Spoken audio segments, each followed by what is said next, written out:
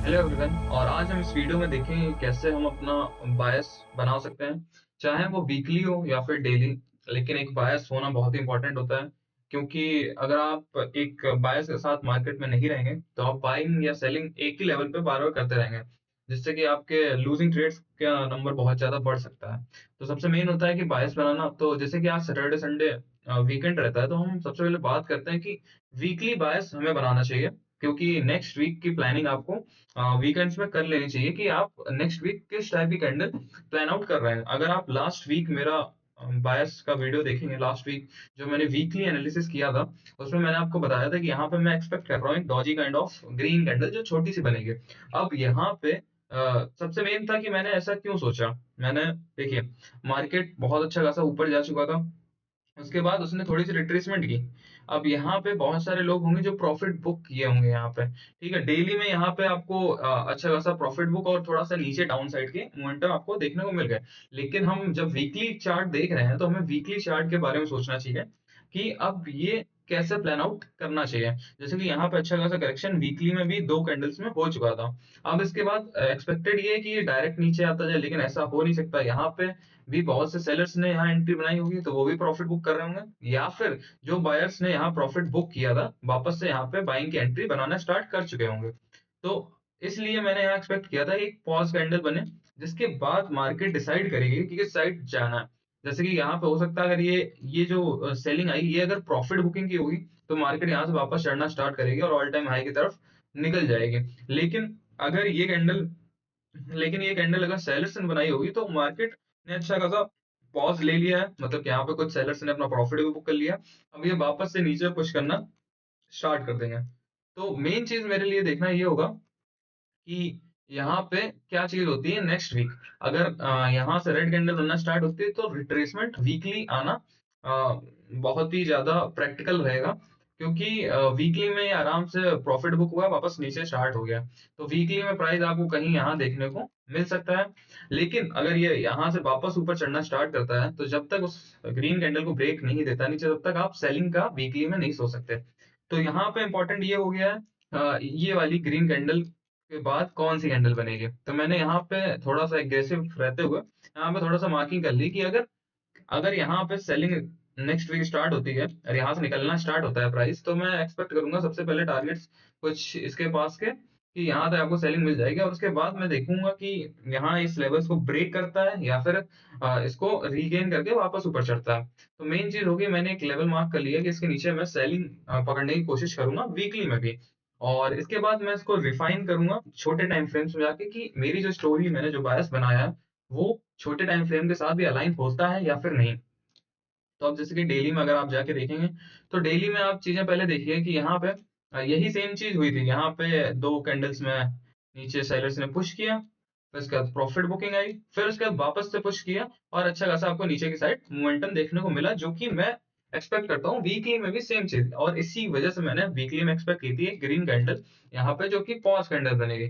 और ये चीज आप सेम यहाँ पे देख सकते हैं, और सेम चीज हुई यहाँ पे। पहले टारगेट्स आपको इस ग्रीन के नीचे के मिले, और उसके बाद उसने अपना ब्रेक किया, जो कि प्रिवेलिंग ट्रेंड था। ओके, उसके बाद आप यही चीज जैसे कि वीकली में ही एक्सपेक्ट कर रहा हूँ। अब जैसे कि नॉर्मल डेली का आप देखते हैं जो प्रेजेंट टाइम में क्या बन रहा है, यहाँ पे आप देख सकते हैं कंसोलिडेशन अच्छा खासा हुआ। मैं यहाँ पे सेलिंग के लिए बैठा था पिछले वीक इस वाली कैंडल्स, क्योंकि ये कैंडल आती है जहाँ पे बहुत ज्यादा बायर्स शो किए जाते हैं। लेकिन आप जैसे कि कोई भी ट्रेंड होता है तो धीरे धीरे ऊपर जाता है। धीरे धीरे का सेंस मतलब एक साथ ऐसे ट्रेंड नहीं होता है। वो ऊपर जाता है, थोड़ा बुक होता है, फिर नीचे आता है, फिर ऊपर जाता है। लेकिन ये चीज यहाँ पे मिसिंग थी, क्योंकि अगर इसको ऊपर जाना था तो यहाँ एक सेलिंग आनी थी, फिर वापस बाइंग आनी थी, जो कि कंटिन्यूएशन ऑफ द ट्रेंड बताता है। लेकिन इतनी बड़ी कैंडल मैं जब भी देखता हूँ मोस्ट ऑफ द टाइम, एक सेलिंग के बाद यहाँ पे एक बड़ी कैंडल बनती है, फिर उसके बाद उसकी भी नीचे लिक्विडिटी ले ली जाती है, जो कि आसपास इसी के आसपास रहती। तो वहाँ मैं यहाँ पे सेलिंग पे था। फिर उसके बाद लेकिन ये वापस रिक्लेम किया अपने एरियाज को, और यहाँ पे जैसे आप देख सकते हैं थोड़ा सा ट्रेंड लाइन, वैसे तो मैं ट्रेंड लाइन फॉलो नहीं करता हूँ, लेकिन सिर्फ बायर्स और सेलर्स की साइकोलॉजी को समझने के लिए मैं चीजें मार्क आउट करता हूँ कि जैसे कि यहाँ पे बायर्स ने वापस से उसी एरिया को क्लेम करने की कोशिश की। यहाँ पे इस कैंडल में क्लेम किया, लेकिन वापस नीचे आया, इस कैंडल में क्लेम किया, और यहाँ पे थोड़ा सा स्ट्रेंथ बायर्स ने दिखाया, जो कि मैंने यहाँ इस कैंडल के हिसाब से समझ ली थी कि मार्केट वापस से ऊपर जा सकती है। मैंने इन दोनों दिन बाइंग ही एक्सपेक्ट की थी और बाइंग हुई, लेकिन बहुत बड़े टारगेट्स नहीं। कुछ अराउंड आपको $20-30 आराम से मिल चुके होंगे, क्योंकि कैंडल बड़ी है। लेकिन मैं एक्सपेक्ट कर रहा हूँ तो $50-70 के आसपास, लेकिन $20-30 आपको मिल गए होंगे। अब यहाँ पे चीज इंपॉर्टेंट हो जाती है कि यहाँ पे ये बायर्स ने यहाँ पे कंट्रोल तो लिया है। अब अगर इसके ऊपर निकलना स्टार्ट होता है तो मैं एक्सपेक्ट करूंगा पहला तो ये गैप फिल होने का, फिर उसके बाद मैं देखूंगा कि आगे किस हिसाब से चीजें प्लान आउट होती हैं। तो अब जैसे कि 4 आवर में अगर इसी चीज को देखें, यहाँ पे अच्छा खासा कंसोलिडेशन है, आप देख सकते हैं कंसोलिडेशन हुआ, और उसके बाद अब जिस तरफ निकलता है चांसेस है कि उस तरफ अच्छा मोमेंटम देखने को मिल जाएगा आपको। तो अब इम्पोर्टेंट ये है कि जैसे कि 1 आवर भी आप एक बार चेक कर लें, यहाँ से आपको सेलिंग देखने को बहुत बार मिली इसी एरियाज पे, और ऐसा हो नहीं सकता कि एक ही एरिया पे बार बार आपको सेलिंग देखने को मिल जाए, क्योंकि अगर प्राइस बार बार एक ही एरिया को टैप कर रहा है, इसका मतलब वहां से सेलर्स अच्छा खासा सेलिंग ला नहीं पा रहे हैं। ओके, तो ये चीज आपको ध्यान रखनी चाहिए। तो मैं एक्सपेक्ट कर रहा हूँ सबसे पहले मैं नेक्स्ट वीक स्टार्ट होता है मैं बाइंग की तरफ ही जाऊंगा, मतलब कि पहला बायस मेरा बाइंग का है। एक लेवल मैंने आपको मार्क कर दिया था, जो कि ये वाला लेवल था वीकली में, कि इसके नीचे अगर जाता है तो मैं सेलिंग देखूंगा, इसके ऊपर मैं बाइंग ही प्रेफर करूंगा, और टारगेट्स आपको अच्छे खासे ऊपर के देखने को मिल सकता है। ये एक लेवल रहेगा मेरे लिए सेलिंग के लिए। इसके नीचे जैसे कि आप कहीं भी लिख सकते हैं कि सेलिंग बिलो दिस। ओके, तो इस लेवल के नीचे मैं सेलिंग प्रेफर करूंगा और बाइंग प्रेफर करूंगा इस लेवल के ऊपर। तो ये चीज आपको दिमाग में रखनी है। अब आप छोटे टाइम फ्रेम में अपने लेवल्स निकाल सकते हैं, जैसे कि हर एक की स्ट्रेटजी अलग होती है, लेकिन मेन चीज जो होती है बायस बनाना। मैंने अपना बायस यहाँ पे बना लिया। अब मैं एंट्री हो सकता है उस के हिसाब से मैं प्लान आउट करूँ। मेरी डिफरेंट काइंड ऑफ एंट्रीज होती हैं, मतलब कि अलग अलग स्ट्रेटजीज के हिसाब से होती हैं, लेकिन एक चीज कॉमन रहती है, अगर मैं बाइंग देख रहा हूँ हर एक स्ट्रेटजी में मैं बाइंग ही देखूंगा। ये नहीं कि वो स्ट्रेटजी अगर कैरी सेलिंग करो तो मैं नहीं करूंगा। तो आप अपनी स्ट्रेटजी के हिसाब से बाइंग प्रेफर कर सकते हैं इन एरियाज के ऊपर, और इन एरियाज के नीचे सेलिंग प्रेफर कर सकते हैं। अब वैसे तो यही सेम एरिया निकल के आता है छोटे टाइम फ्रेम में, लेकिन मैं एक्सपेक्ट कर रहा हूँ कि बार बार इसी एरिया को टैप करने आएगा तो हो सकता है थोड़ा सा ब्रेक कर दे।